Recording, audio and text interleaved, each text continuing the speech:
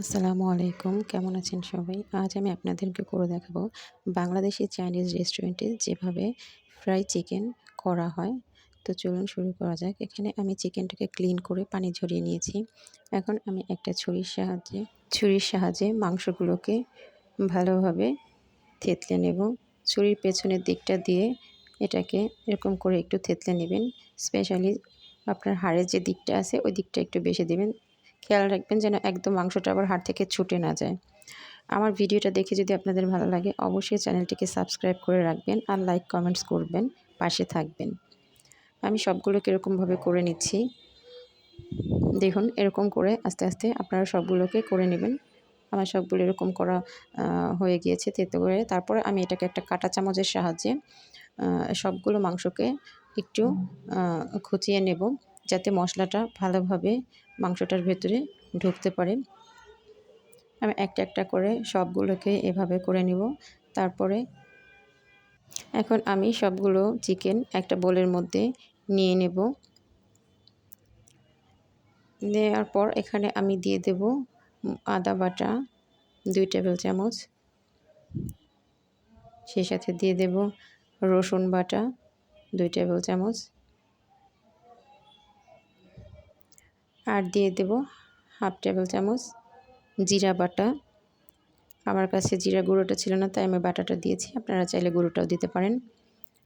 আর এখন আমি এখানে দিয়ে দেব মরিচের গুঁড়ো। এখানে আমি শুকনো মরিচের গুঁড়ো উঁচু করে 1 চামচ দিয়েছি। ঝালটা আপনারা আপনাদের টেস্ট অনুযায়ী বাড়িয়ে বা কমিয়ে নিতে পারেন। তারপর এখানে দিয়েছি আমি 1 চামচ কালো গোলমরিচ আর দিয়েছি সেই সাথে স্বাদমতো লবণ। এখন আমি এখানে দিয়ে দেব 1 চা চামচ ভিনেগার। হোয়াইট ভিনেগার না থাকলে আপনারা এখানে লেবুর রসটাও ব্যবহার করতে পারেন। আর সেই সাথে দিয়ে দেব আমি এখানে 1 চা চামচ সয়া সস। আর সবশেষে এখানে আমি দিয়ে দেব 1 চা চামচ টমেটো কেচাপ। দিয়ে সবগুলো উপকরণের সঙ্গে চিকেনগুলোকে খুব ভালোভাবে উল্টে পাল্টে আমি মাখিয়ে নেব। এই তো দেখুন আমার মাখানো হয়ে গিয়েছে। এখন এটাকে আমি রেস্টে রেখে দেবো আধা ঘন্টার জন্য। আপনাদের হাতে সময় থাকলে আপনারা 2 থেকে আড়াই ঘন্টা রাখতে পারেন। তাতে আরও আপনাদের মাংসটা ভেতরে মশলাটা খুব ভালোভাবে ঢুকবে। এখন আমি আধা ঘন্টা পর আবার ফিরে এলাম। দেখুন এখন এখানে আমি ডিম নিয়ে নিয়েছি। এখানে আমি 2টো ডিম নিয়ে নিয়েছি। ডিম দুটোকে ফাটিয়ে এখানে আমি দিয়ে দিলাম। তারপর এখানে 1 কাপ ময়দা নিয়েছি। আমি আস্তে আস্তে ময়দাটা দেব। আমার 1 কাপ ময়দা লাগেনি, এখানে আমার হাফ কাপেই হয়ে যাবে। আর সেই সাথে এখানে আমি দিয়ে দেব কর্নফ্লাওয়ার। কর্নফ্লাওয়ারটা অবশ্যই চেষ্টা করবেন ময়দার সঙ্গে দেওয়ার জন্য, তাতে আপনার চিকেনটা অনেক ক্রিস্পি হবে উপরেরটা, আর লেয়ারটা দেখতেও খুব ভালো লাগবে।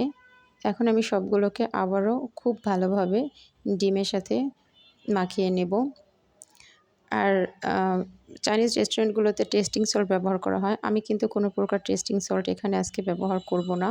আমি টেস্টিং সল্ট ছাড়াই চিকেনটাকে ফ্রাই করে নেব। এখন চুলার গ্যাসটা অন করে তারপর প্যানটা গরম হয়ে গেলে এখানে আমি পর্যাপ্ত পরিমাণে রান্নার সয়াবিন তেল দিয়ে দেব। কারণ আজকে আমি চিকেনটাকে ডিপ ফ্রাই করব, তাই এখানে আমি বেশ অনেকটাই তেল দিয়ে দিলাম। অপেক্ষা করব একটু তেলটা গরম হয়ে আসা পর্যন্ত। চুলার আঁচটাকে মিডিয়ামে রাখবেন। তেলটা একটু গরম হয়ে গেলে দেখুন আমার চিকেনের লেয়ারটা একদম, মশলাটা কিন্তু পুরো চিকেনের গায়ে লেগে আছে। চেষ্টা করবেন এরকমভাবে করার জন্য, তাতে খেতে খুব ভালো ক্রিস্পি হবে উপরেরটা আর খুব সুন্দর কালারও আসবে। এখন আমি চুলার আঁচটা মিডিয়ামে রেখে একে একে এখানে চিকেনগুলোকে দিয়ে দেব। আমি সবগুলো চিকেন একসঙ্গে ভাজবো না। আমি এখানে 4 থেকে 5 পিসের মতো চিকেন দিয়ে দিলাম। দিয়ে এটাকে আমি প্রথম অবস্থায় 5 মিনিট ভেজে নেব।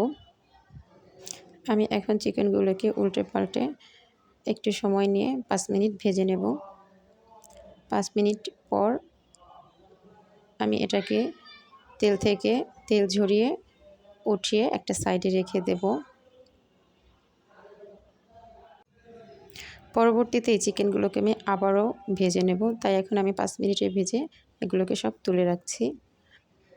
স্পেশালি আপনার বাংলাদেশি চাইনিজ রেস্টুরেন্টে কিন্তু এভাবেই চিকেনগুলোকে করা হয়, যার জন্য উপরটা এতটা ক্রিস্পি হয় আর খেতেও এতটা বেশি টেস্টি হয়। এখন আমি একটা প্লেটে তেল ঝরিয়ে চিকেনগুলোকে উঠিয়ে নিচ্ছি। চিকেনগুলোকে উঠিয়ে নিয়ে তারপরে আমি বাকি যে চিকেনগুলো আছে ওগুলোকেও এখন তেলের মধ্যে দিয়ে দিব। দিয়ে তারপরে এই চিকেনগুলোকেও আমি 5 মিনিট মতো ভেজে নেব। তো এখন উল্টে পাল্টে আমি বাকি চিকেনগুলোকেও তেলের মধ্যে মিডিয়াম আঁচে ভেজে নিচ্ছি।